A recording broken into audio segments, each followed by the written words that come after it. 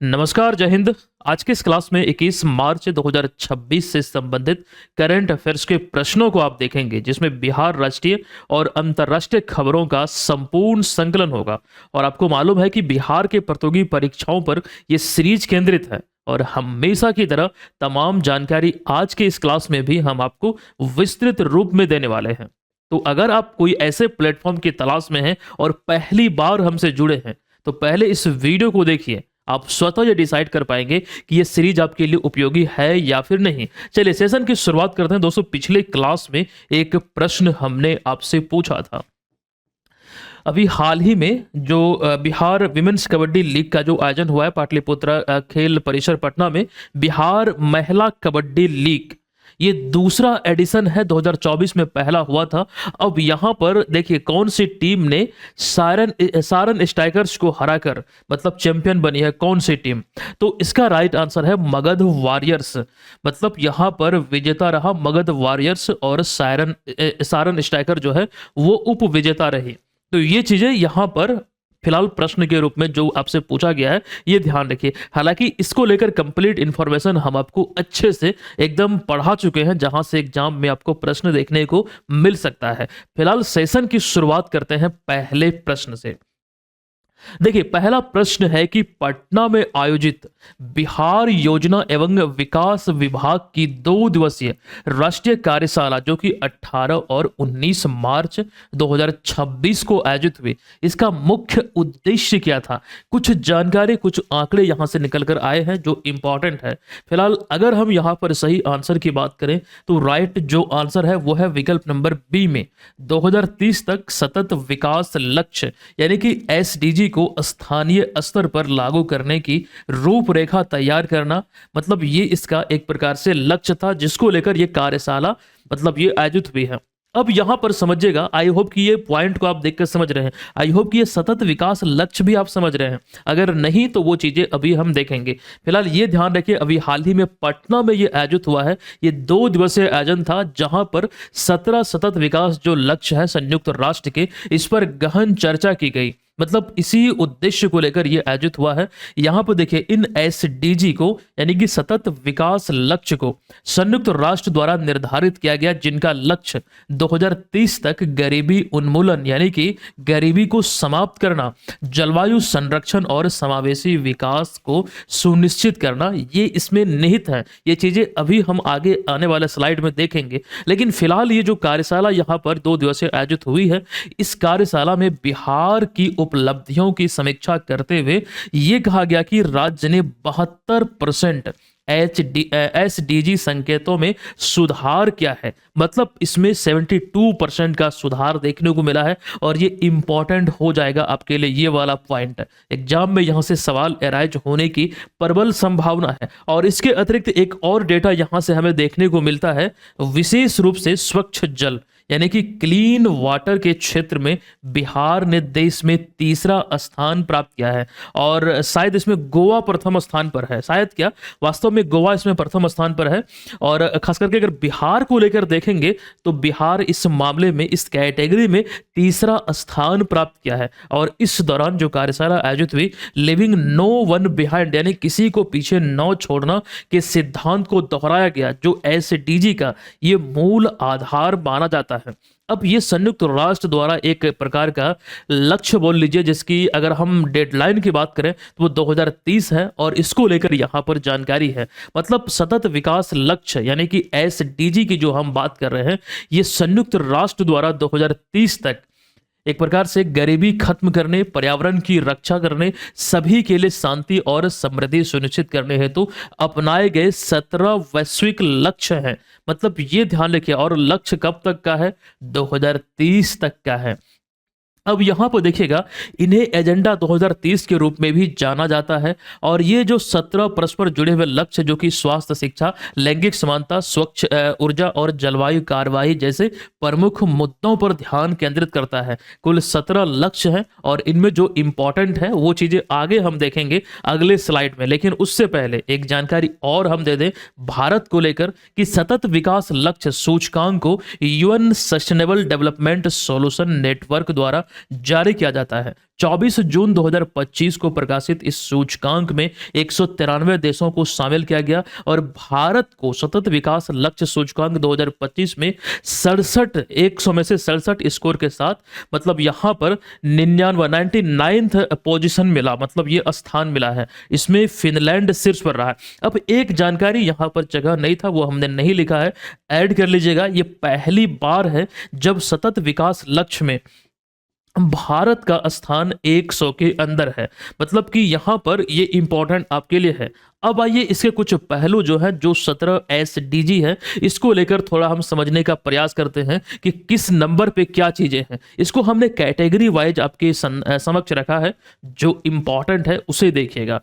पहला हमने कैटेगरी लिया है गरीबी और भूख का अंत सभी रूपों में। गरीबी ये एसडीजी 1 में है और भूख जो है ये एसडीजी 2 में है। तो मतलब ये दोनों में, मतलब जो लक्ष्य है इसको समाप्त करना और खाद्य सुरक्षा सुनिश्चित करना। वहीं पर गुणवत्तापूर्ण शिक्षा और स्वास्थ्य की बात करते हैं तो सभी के लिए समावेशी और न्याय संगत शिक्षा जो एसडीजी 4 में, और स्वस्थ जीवन ये एसडीजी 3 में है, जिसको बढ़ावा देना। उसी प्रकार से लैंगिक समानता, पर्यावरण संरक्षण जैसे कि महिलाओं और लड़कियों को सशक्त बनाना, ये एसडीजी 5 में है। जलवायु परिवर्तन एसडीजी 13 में है। समुद्री संसाधन को लेकर जानकारी या फिर इसके लक्ष्य एसडीजी 14 में है। स्थलीय पारिस्थितिकी तंत्र ये एसडीजी 15 में है, मतलब इसकी रक्षा करना दे। फिर सतत बुनियादी ढांचा में स्वच्छ जल या फिर स्वच्छ पानी और जो स्वच्छता है, जिसमें बिहार तीसरे स्थान पर रहा है, ये ध्यान रखिए 6 में है। सस्ती और स्वच्छ ऊर्जा 7 में है। टिकाऊ शहर यानी कि सस्टेनेबल सिटी ये एसडीजी 11 है। मतलब ये यहाँ पर ध्यान रखिए, ये कुछ इसमें जो मुख्य पहलू है, एक्चुअली जो सुझाया गया लक्ष्य है संयुक्त राष्ट्र का, उसमें ये चीजों को आप देख सकते हैं। उम्मीद है कि यहाँ से हमने जो जानकारी इस प्रश्न को लेकर इसमें दिया है, ये बहुत अच्छे से दिया है। ये चीज़ ध्यान रखिए, क्योंकि जो चीज़ें आपके बीच हमने रखा है, मुझे उम्मीद है कि यहाँ से सवाल एग्जाम में पूछे जा सकते हैं। दूसरे प्रश्न पे आइएगा। प्रश्न कह रहा है कि बिहार में रोजगार सृजन और औद्योगिक विकास को बढ़ावा देने के लिए हाल ही में की गई घोषणाओं के अनुसार जमुई और नवादा जिलों में कौन सी प्रमुख योजनाएं स्थापित की जा रही हैं। अच्छा एक सेकंड, यहां पर इसका पहले आंसर जान लीजिए। राइट आंसर ऐसे होगा विकल्प नंबर बी, जमुई में स्टील प्लांट और नवादा में परमाणु ऊर्जा संयंत्र को स्थापित करने को लेकर बातें कही गई है। फिलहाल जो सारी प्रमुख परियोजनाएं होती है, कुछ इस तरह की पैटर्न वाले प्रश्न इंपॉर्टेंट होते हैं वास्तव में, ये चीजें ध्यान रखिए। पिछले क्लास में जमुई को लेकर एक जानकारी हमने आपको रिकॉल कराया था, हालांकि कुछ समय पहले, मतलब बहुत दिन पहले इसकी पुष्टि भारत सरकार ने की थी कि पूरे भारत का सबसे अधिक जो सोना है 44% वो बिहार के जमुई जिले में है। ये चीजें आपको मालूम होगी। चलिए इस खेल को लेकर एक महत्वपूर्ण प्रश्न है। World para athletics grand prix 2026 ये नई दिल्ली में अभी हाल ही में आयोजित हुआ है। भारत ने कुल कितने पदक जीतकर पदक तालिका में प्रथम स्थान हासिल किया? एक मोस्ट इंपॉर्टेंट सवाल है। इसमें आप देखेंगे कि भारत ने 208 पदक अपने नाम किया है और पदक तालिका में प्रथम स्थान प्राप्त किया है। ये पदक तालिका आप यहाँ पर देख रहे हैं, प्रथम स्थान पर भारत है, फिर उसके बाद रशिया और बोस्निया है। मतलब ये पदकों का आंकड़ा देखिए, कुल पदक भारत का 208 है, वहीं ये दो देश जो प्रथम और द्वितीय और तृतीय स्थान पर है, तुलना में बहुत पीछे है। इसमें अगर आप देखेंगे प्रतियोगिता में भारत ने अब तक का सबसे बड़ा दल उतारा था 219 खिलाड़ियों का। 208 पदकों में भारत ने 75 गोल्ड, फिर 69 यानी कि 69 सिल्वर और 64 ब्रॉन्ज मेडल अपने नाम किया। नई दिल्ली में आयोजित इस प्रतियोगिता में बिहार कहते हैं, भारत ने मतलब शीर्ष प्रदर्शन किया है। बिहार की अगर हम बात करें तो बिहार के पैरा एथलीट शैलेश कुमार, जो बेसिकली बिहार के जमुई के रहने वाले हैं, T63 वर्ग ऊंची कूद में इन्होंने यहाँ पर खास करके गोल्ड मेडल अपने नाम किया। ये चीजें हमने कल आपको पढ़ाया था, वो यहाँ पर आप देख सकते हैं। पुरुषों की हाई जंप T63 श्रेणी में 1.84 मीटर छलांग लगाकर गोल्ड मेडल इन्होंने अपने नाम किया है। क्लियर है? ये चीजें आपको पिछले क्लास में हमने अच्छे से करवाया था। क्लियर है? और खेल की चूंकि बात हो रही है, अगर आपसे ये सवाल पूछा जाता है कि वर्तमान में बिहार के खेल मंत्री कौन हैं, तो श्रेयसी सिंह उन्होंने किनका स्थान लिया है? तो सुरेंद्र मेहता का। इनसे पहले सुरेंद्र मेहता थे इस पद पर। आइए एक सवाल जो है कथन वाला हम देखते हैं। शिक्षा मंत्रालय और आईआईटी कानपुर द्वारा विकसित साथी प्लेटफॉर्म के संबंध में निम्नलिखित कथनों पर विचार कीजिए। ये साथी प्लेटफॉर्म वास्तव में है क्या, जो कि आईआईटी कानपुर और शिक्षा मंत्रालय द्वारा, एक्चुअली शिक्षा मंत्री धर्मेंद्र प्रधान है, इसी संदर्भ में प्रश्न है। देखिए पहला कथन है कि यह प्लेटफॉर्म पूर्णतः निशुल्क है, जो आईआईटी जेई होता है एवं नीट सहित विभिन्न प्रवेश परीक्षाओं की तैयारी हेतु विकसित किया गया है। मतलब एक प्रकार से निशुल्क है, ये कह रहा है कथन 1। तो बिल्कुल ये कथन सत्य है। और फिर दूसरा कथन है कि यह आर्टिफिशियल इंटेलिजेंस यानी कि एआई आधारित प्रणाली का उपयोग करता है, जिसमें छात्रों को उनकी सीखने की क्षमता के अनुसार व्यक्तिगत मार्गदर्शन मिलता है। व्यक्तिगत रूप से मतलब ये यहाँ पर कह रहा है एआई से लैस है और छात्रों की सीखने की क्षमता के अनुसार जिनकी जैसी क्षमता है, जिनकी जैसी दक्षता है, उस अनुसार उन्हें मार्गदर्शन मिलता है व्यक्तिगत रूप से इस प्लेटफॉर्म के माध्यम से। तो ये भी कथन यहाँ पर सत्य है। कथन 3 में देखिए, यह केवल अंग्रेजी भाषा में उपलब्ध है ताकि राष्ट्रीय स्तर पर एक रूपता बनी रहे। नहीं, वास्तव में इस कथन की अगर हम बात करें तो ये अंग्रेजी भाषा में केवल नहीं है बल्कि विभिन्न भारतीय भाषाओं में भी उपलब्ध है। तो कथन 1 और 2 सही है। देखिए क्या हमसे कह रहा है कि उपरोक्त में से कौन सा कथन सही है? केवल 1 और 2। अतः विकल्प नंबर ए यहां पर इस प्रश्न का राइट आंसर होगा। इस तरह के प्रश्नों को हल करने का प्रयास कीजिए। बहुत आसान होते हैं, हार्ड नहीं होते हैं, बल्कि बस आपको थोड़े से बल्कि नजर आता है ना, मतलब बड़ा नजर आता है। तो घबराना नहीं है, प्रैक्टिस आप करते रहेंगे, एग्जाम में इस तरह के प्रश्न आपको देखने को मिलेंगे तो अच्छे से आप इसको हल कर पाएंगे। अभी जो साथी प्लेटफॉर्म को लॉन्च किया गया है, एक्चुअली ऐप और पोर्टल दोनों है, तो इसमें साथी का जो पूरा नाम है, पहले तो ये जान लीजिए, शिक्षा मंत्रालय और आईआईटी कानपुर का ये संयुक्त प्रयास है। अब इसमें साथी का जो फुल फॉर्म है ये क्या है? तो self assessment test and help for entrance exam. ये एक प्रकार का निशुल्क डिजिटल लर्निंग प्लेटफॉर्म है। मतलब यहाँ पर ये ध्यान रखिए, मतलब सरकार ने या फिर जो शिक्षा मंत्रालय और आईआईटी कानपुर द्वारा विकसित ये प्लेटफॉर्म है, ये एक प्रकार का डिजिटल प्लेटफॉर्म है, लर्निंग प्लेटफॉर्म है, डिजिटल लर्निंग प्लेटफॉर्म है जो पूर्णतः निःशुल्क है और उद्देश्य छात्र छात्राओं को प्रतियोगी परीक्षाओं की बेहतर तैयारी में मदद करना। शुरुआती रूप में अगर देखेंगे तो वर्तमान में मुख्य रूप से जो आईआईटी जेईई जो इंजीनियरिंग कैटेगरी वाला होता है और फिर नीट जो मेडिकल कैटेगरी, मतलब इन सभी की जो प्रवेश परीक्षाएं होती है इसकी तैयारी पर ये केंद्रित है, ये ध्यान रखिए। और एआई को लेकर तो अभी हम जानकारी आपको दे ही रहे थे, लेकिन इसका जरा खंडन कर लीजिए कि हिंदी, अंग्रेजी तथा अन्य भारतीय भाषाओं में भी ये उपलब्ध है, ताकि खास करके तैयारी में भाषा जो है वो किसी प्रकार की बाधा ना बने, बाधा दूर हो सके। तो इसमें एक प्रकार से लैंग्वेज की कोई बाउंडेशन नहीं है। तो फिलहाल यहाँ इस ऐप को लेकर जानकारी हमने दिया। आपसे ये भी पूछा जा सकता है ये साथी ऐप जो है ये किसके द्वारा लॉन्च किया गया है? दोस्तों एक बात याद रखिएगा, अगर आप लोग इस ऐप को डाउनलोड नहीं भी करेंगे तो कोई उतना आपको फर्क नहीं पड़ेगा, लेकिन बीएम ऑनलाइन लर्निंग ऐप को आप लोग हर हाल में डाउनलोड कीजिएगा प्ले स्टोर से। लगभग 80,000 से अधिक लोग इस एप्लीकेशन पे हैं, तैयारी को सुचारू रूप से संचालित कर रहे हैं और आप भी बिहार के प्रतियोगी परीक्षाओं की प्रिपरेशन में हैं तो एप्लीकेशन को प्ले स्टोर से डाउनलोड कीजिए, क्योंकि यहीं से जो हमारे तमाम जो करंट अफेयर्स के मटेरियल होते हैं और विशेष रूप से बिहार के प्रतियोगी परीक्षाओं को लेकर जो हमारे कोर्सेज चलते हैं, जो टेस्ट सीरीज आते हैं, वो सभी चीज़ें आपको यहीं पर मिलता है। रिसेंटली जो अभी हमने आपको जो मंथली पीडीएफ मतलब जो सीरीज चल रही जो दिया जाता है, ये फरवरी खत्म हो चुका है, फरवरी तक का पीडीएफ मिला है, मार्च खत्म होगा तो मार्च का भी मिल जाएगा। ये सभी चीज़ें अपडेट वहाँ पर होती रहती है।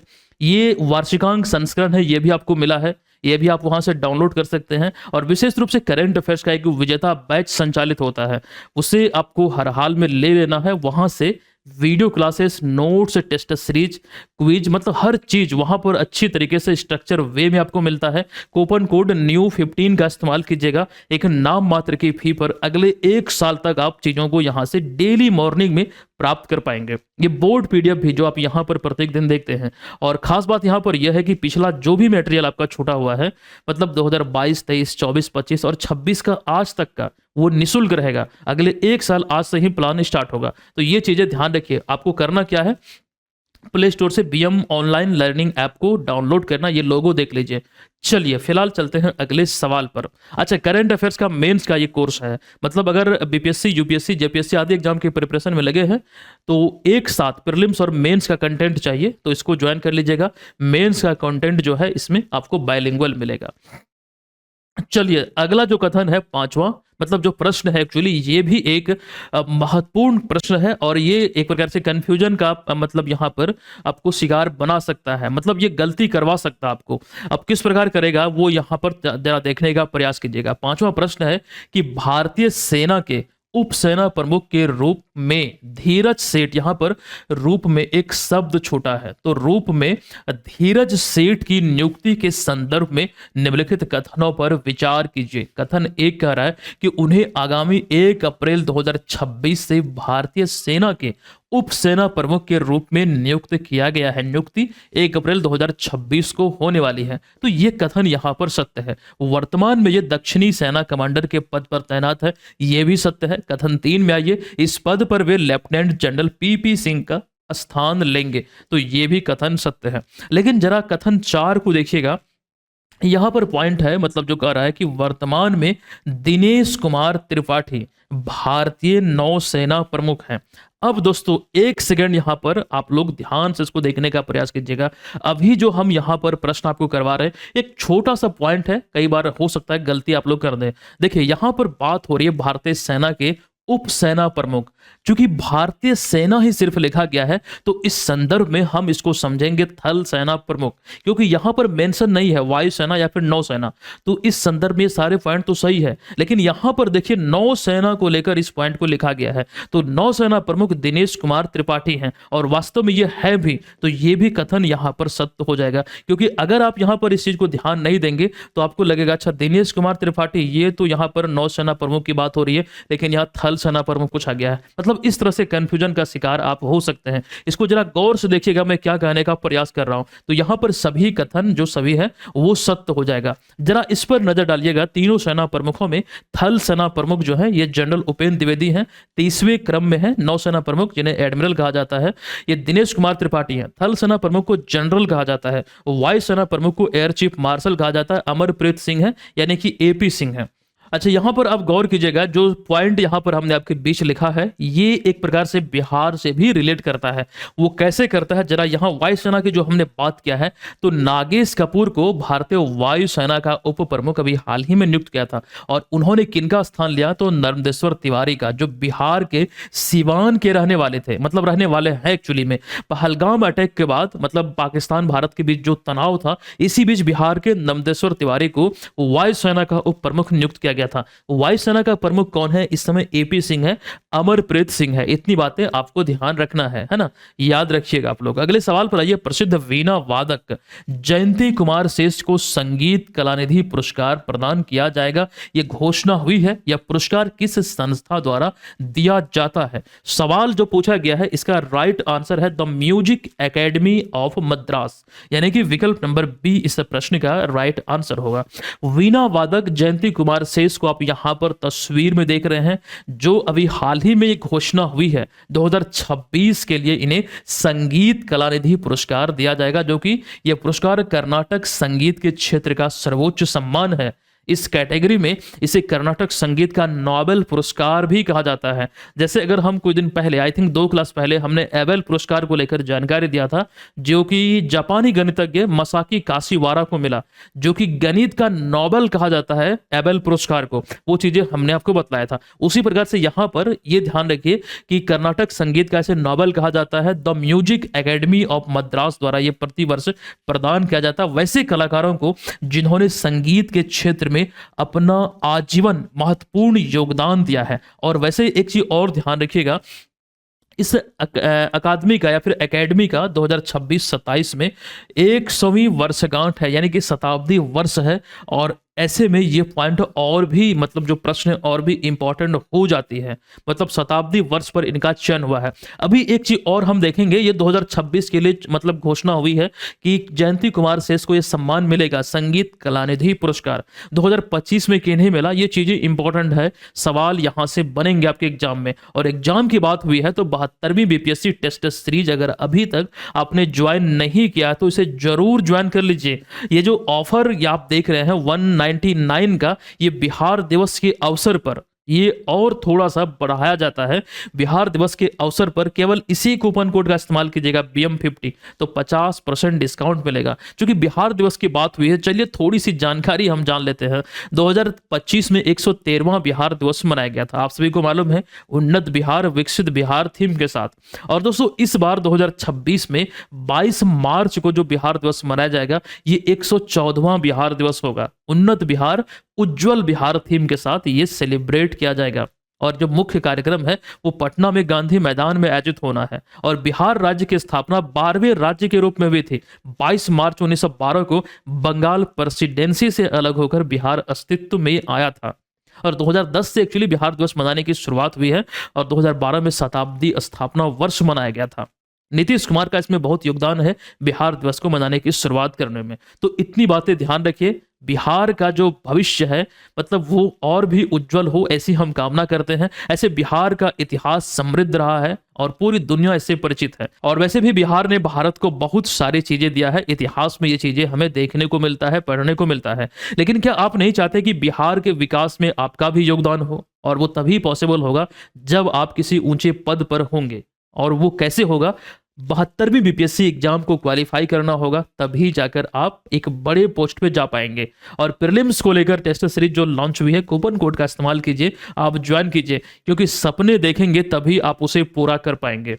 अगर सपना देखेंगे ही नहीं तो पूरा कैसे होगा, ये चीज ध्यान रखिएगा। अगला टेस्ट पेपर 22 मार्च को ही बिहार दिवस के अवसर पर आपको मिलेगा, तो इससे पहले आपको टेस्ट सीरीज को ज्वाइन करना है। इसमें तमाम चीजें, जैसे पहला टेस्ट हुआ है तो ये भी आपको मिलेगा। अच्छा, खास बात आप लोग डिमांड कर रहे थे सर बाइलिंगुअल लाइए, अब ये हिंदी और अंग्रेजी दोनों में है और पूरी शुद्धता के साथ आपको सारे टेस्ट मिलते हैं। अब देखिए, कर्नाटक संगीत को लेकर जो हम अभी चर्चा कर रहे थे, इसमें संगीत कलानिधि पुरस्कार की, तो एक नज़र इसको देख लीजिए। ये चीज़ें हमने आपको पढ़ाया हुआ है, लेकिन इसको हम यहाँ पर स्किप करते हैं, चलते यहाँ पर इस वाले स्लाइड पर। संगीत कलानिधि पुरस्कार 2025 की बात करें तो RK श्रीराम कुमार को, जो कि वायलिन वादक है, 2026 वाला भी घोषणा हुआ है, तो ये भी ध्यान रखिएगा। 2024 में ये TM कृष्णा को। तो ये चीज़ें इंपॉर्टेंट है, सवाल यहाँ से एग्जाम में बनेंगे। आप लोग चाहें तो इन दोनों का स्क्रीनशॉट ले सकते हैं। संगीत कलानिधि पुरस्कार के अतिरिक्त एक होता है नृत्य कलानिधि पुरस्कार, 2025 में किन्हें मिला? उर्मिला सत्यनारायण को, भरतनाट्यम के लिए। इन दोनों को आप यहां पर देख सकते हैं, है ना। चलिए उसके बाद आइए जोहा चावल, जो असम से संबंधित है, जो अभी हाल ही में फर्स्ट टाइम यूनाइटेड किंगडम और इटली में निर्यात किया गया है। अब यहां पर समझिएगा कि बताएं कि इसे GI टैग कब मिला था। देखिए यहां पर इसका राइट आंसर है वर्ष 2017 में इसे GI टैग मिला था। दोस्तों इस चावल का नाम है जोहा चावल और ये कई रूप में आप देखेंगे कि प्रसिद्ध है, जैसे कि इसमें खिले खिले दाने होते हैं, खुशबू होती है। और वैसे अगर आप ये देखेंगे, जो डायबिटीज के पेशेंट हैं, डायबिटीज को नियंत्रण करने में ये सहायक होता है। वैज्ञानिक शोध में ये बातें सामने आई है। तो ऐसे में यूरोप बाजार में स्वास्थ्य सचेत यानी कि हेल्थ कॉन्शियस जो भी लोग हैं या फिर जो मार्केट हैं जहां पर इस प्रकार की चीजें सेल होती है, वहां पर इस चावल का डिमांड बढ़ेगा। और जो चावल निर्यात हुआ है तो किसानों की आय में भी वृद्धि एक प्रकार से होगी। तो ये चीजें फिलहाल यहां ध्यान रखिए कि ये यूनाइटेड किंगडम और इटली अभी हाल ही में भेजा गया है 25 मीट्रिक टन की पहली खेप ये जोहा चावल की। इसे 2017 में GI टैग यानी कि ज्योग्राफिकल इंडिकेशन टैग मिला था। इतनी बातें ध्यान रखें। अब जरा गौर कीजिए कि बिहार में भी एक चावल है जिसे GI टैग मिला है, मरिचा चावल, या फिर कई बार आपको यह देखने को मिलता है मरचा चावल। एक्चुअली होता है मरिचा धान या फिर मरिचा चावल। पश्चिमी चंपारण के चनपटिया से संबंधित है। अच्छा, ये जो जानकारी है ये जोहा चावल को लेकर है, जो निर्यात किया गया, उसी का एक बैनर है जो कि असम से UK और इटली में निर्यात किया गया है। ये वर्ल्ड मैप पर ये स्थिति आप देख रहे हैं। अभी देखिए, मरिचा चावल को 2023 में पश्चिमी चंपारण चनपटिया से जो संबंधित है, ये कृषि कैटेगरी में प्राप्त GI टैग उत्पाद है ना। ये छठा उत्पाद है। जरा काउंट कर लीजिएगा मैं सही बोल रहा हूं या फिर नहीं। जैसे कि कृषि कैटेगरी में आप देखेंगे, एक तो यहां से शुरू कीजिए, हाँ, यहाँ से शाही लीची, मगही पान, कतरनी चावल, जर्दालू आम, मिथिला मखाना, 1 2 3 4 5, और छठा कौन सा है, मरचा चावल। तो कृषि कैटेगरी में ये छठा उत्पाद है बिहार से जिसे जीआई टैग मिला है। हालांकि अंतिम बार फरवरी 2025 में गया जिसे संबंधित जो पत्थर कट्टी कला है या फिर जो स्टोन आर्ट है, मतलब उसे मिला है एक प्रकार से, और ये लगभग 200 वर्ष पुरानी कला है। ये भी चीज यहाँ से ध्यान रखिएगा। अगला सवाल है, जापानी फैशन ब्रांड यूनिक्लो ने भारतीय क्रिकेट टीम के किस गेंदबाज को भारत में अपना ब्रांड एम्बेसडर नियुक्त किया है?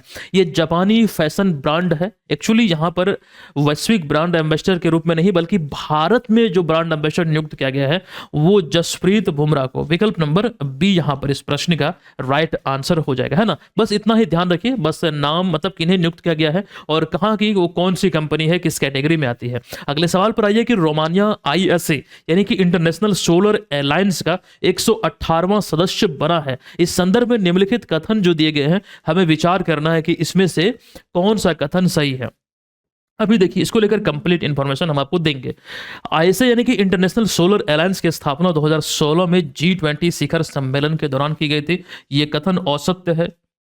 ऐसे का गठन 2015 में पेरिस जलवायु सम्मेलन COP21 के दौरान भारत और फ्रांस के सहयोग से हुई थी। ये कथन यहाँ पर सत्य है। अगला है कि आईएसए का मुख्यालय जेनेवा स्विट्जरलैंड, नहीं ये असत्य है, गुरुग्राम हरियाणा में है। आईएसए का उद्देश्य पवन ऊर्जा नहीं सौर ऊर्जा को बढ़ावा देना, ये भी असत्य है। तो विकल्प नंबर बी यहां पर सही हो जाएगा। और ऐसे को लेकर जो जानकारी यहां पर आप देख रहे हैं, अभी 118वां सदस्य देश बना है रोमानिया। और दोस्तों ऐसे का जो नेतृत्व है वो भारत कर रहा है, यानी कि अध्यक्ष जो है वो भारत है। 2015 में COP21 के दौरान पेरिस में फ्रांस के सहयोग से ये अस्तित्व में आया था। तो उपाध्यक्ष आप बोल सकते हैं कि फ्रांस है। और इसको लेकर जानकारी यहां पर है, 2015 में स्थापना हुई, मुख्यालय गुरुग्राम हरियाणा में है, महानिदेशक आशीष खन्ना है। ये चीजें यहां पर आपको ध्यान रखना पड़ेगा। और ये जो आप देख रहे हैं ना, ये आपको अगर दिख पा रहा है गोल्डन और यहाँ पर येलो कलर में, तो ये अगर आप देख पा रहे हैं तो समझिए कि वो देश हैं जो इंटरनेशनल सोलर अलायंस का मेंबर है। अभी तक कुल 118 देश इसके सदस्य हैं। एक जानकारी हम आपको देना चाहेंगे, कुछ दिन पहले अमेरिका ने यह घोषणा किया था कि 66 अंतरराष्ट्रीय संगठन से वो बाहर होना चाहता या फिर होगा, में भी बाहर हो भी गया है। जो घोषणा हुई थी उसमें आईएसए का भी नाम था। तो ये चीज ध्यान आपको रखना है।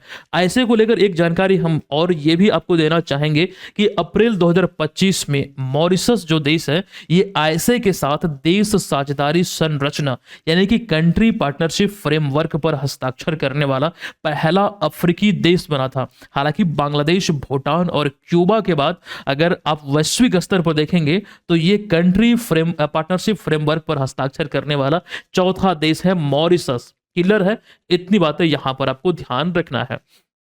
अच्छा, आईएसए की स्थापना अभी आपने देखा, चलिए मैं एक सवाल के रूप में पूछ रहा हूं। 30 नवंबर 2015 को इसकी स्थापना हुई थी, ये चीज भूलिएगा नहीं क्योंकि छोटा सा सवाल है किसी भी संगठन की स्थापना को लेकर। जरा देख लीजिए, 30 नवंबर 2015 ही है ना, 30 नवंबर 2015। चलिए उसके बाद आइए अगले सवाल पर। वैज्ञानिकों द्वारा अभी हाल ही में डार्क ऑक्सीजन की खोज समुद्र की गहराई में 4000 मीटर नीचे ऐसे क्षेत्र में हुई है जहां प्रकाश नहीं पहुंच पाता है। यह खोज किस समुद्र में हुई है? वास्तव में प्रश्न काफी इंपॉर्टेंट है और इसका राइट आंसर है ये अभी हाल ही में प्रशांत महासागर में खोजी गई है। जरा इस पर ध्यान केंद्रित कीजिएगा। वैज्ञानिकों की टीम ने अभी हाल ही में प्रशांत महासागर की गहराई में लगभग 4000 मीटर नीचे डार्क ऑक्सीजन की खोज की है। यह खोज क्लेरियम किलपर्टन जोन यानी कि यहां पर इसका जो शॉर्ट में लिखा गया CCZ, मतलब ये जोन मतलब ये नामक क्षेत्र में हुआ है जहां सूर्य का जो प्रकाश है वो बिल्कुल नहीं पहुंच पाता है।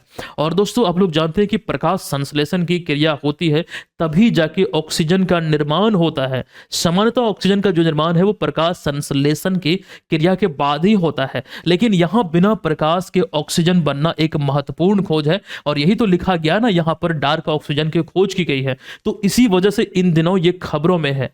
वैज्ञानिकों के अनुसार समुद्र तल पर मौजूद पॉलीमेटेलिक नोड्यूल, जिसे कि हिंदी में धातु पिंड कहा जाता है, यह लगभग 0.95 वोल्ट का करंट उत्पन्न करता है। और यह जो करंट है ये जल का इलेक्ट्रोलिसिस कर ये ऑक्सीजन उत्पन्न करता है, यानी कि विद्युत अपघटन कर ये ऑक्सीजन प्रोड्यूस करता है। यही यहाँ पर रीजन है। तो ये तमाम चीजें, मतलब इस प्रश्न में इतनी ही जानकारी इंपॉर्टेंट है जो आपसे पूछा जा सकता है ना। डार्क ऑक्सीजन को लेकर इतनी बातें इंपॉर्टेंट है, ध्यान रखिएगा, यहां से सवाल बनने की प्रबल संभावना हमें नजर आती है। और यहां पर हमने उस महासागर का नाम पूछा था प्रश्न में, तो प्रशांत महासागर।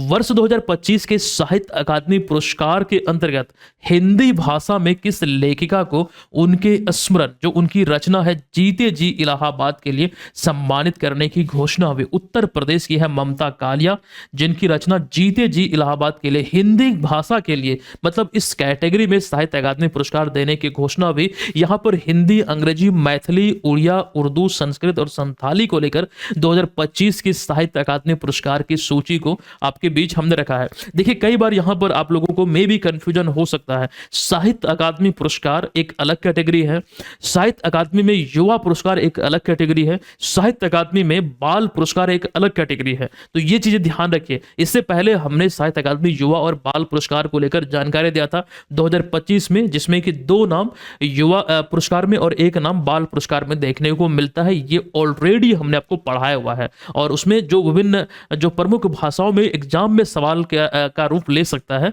वो बाल पुरस्कार और उसके बाद युवा पुरस्कार के संदर्भ में आपके बीच हमने रखा था। अगला सवाल है मार्च 2026, एक्चुअली 12 मार्च 2026 को मॉरिशस के 58वें राष्ट्रीय दिवस समारोह के अवसर पर भारतीय नौसेना के किस युद्धपोत ने अपनी समुद्री उपस्थिति और द्विपक्षीय संबंधों को मजबूत करने के उद्देश्य से इसमें भाग लिया था? इसका राइट आंसर हो जाएगा आईएनएस त्रिकंद। इसने भाग लिया है 58वां राष्ट्रीय दिवस के अवसर पर। तो दोस्तों, आज के क्लास में इतनी महत्वपूर्ण जानकारी हमने आपको दिया है। उम्मीद है कि यहां से बहुत सारी चीजें आपको सीखने को मिला होगा। सेशन को यहां पर हम एंड करते हैं और ये रहा आज के क्लास का प्रश्न। जरा प्रश्न को देखिएगा कि साहित्य अकादमी पुरस्कार 2025 के लिए चयनित मैथिली लेखक महेंद्र झा बिहार के किस जिले से संबंधित है? अभी साहित्य अकादमी पुरस्कार को लेकर जानकारी थोड़ी देर पहले ही तो हम दे रहे थे। इसका आंसर लिखिएगा कमेंट बॉक्स में, कोशिश कीजिए कि इसे विस्तार में लिखिएगा। और जो जानकारी हम आपको कोर्सेज आदि को लेकर दे रहे थे, उसमें एक चीज ये ध्यान रखें, एडीओ का जो टेस्ट सीरीज है, जो आपको तीनों पेपर का एप्लीकेशन पे केवल 99 रुपये में उपलब्ध कराया गया है, आप लोग जाके इसको परचेज कर सकते हैं। ये ऑफर पीरियड में बिना किसी कूपन कोड के केवल और केवल 99 रुपये में आपको मिल रहा है। हजारों लोग इसको ज्वाइन किए हुए हैं, तो आप भी इसमें पार्टिसिपेट कर सकते हैं। इसके अतिरिक्त जो हमारे विभिन्न कोर्स हैं, जैसे कि ये विजेता बैच की बात करें तो इसमें तमाम जो मटेरियल है करंट अफेयर्स के, एक स्ट्रक्चर वे में, एक डेडिकेटेड कोर्स में, जिसके माध्यम से तैयारी आपकी बेहतर होगी। और इसके अतिरिक्त हमने आपको बीपीएससी कोर्स को लेकर बतलाया, तमाम चीजें आपको बीएम ऑनलाइन लर्निंग ऐप पर मिलता है। प्ले स्टोर पर जाइए, आप एप्लीकेशन को डाउनलोड कीजिए, वहां से तैयारी बेहतर तरीके से आप कर पाएंगे। हम मिलते हैं आपसे नेक्स्ट क्लास में। ये क्लास आपको कैसा लगा, आप लोग कमेंट करके जरूर बतलाइएगा। धन्यवाद, जय हिंद।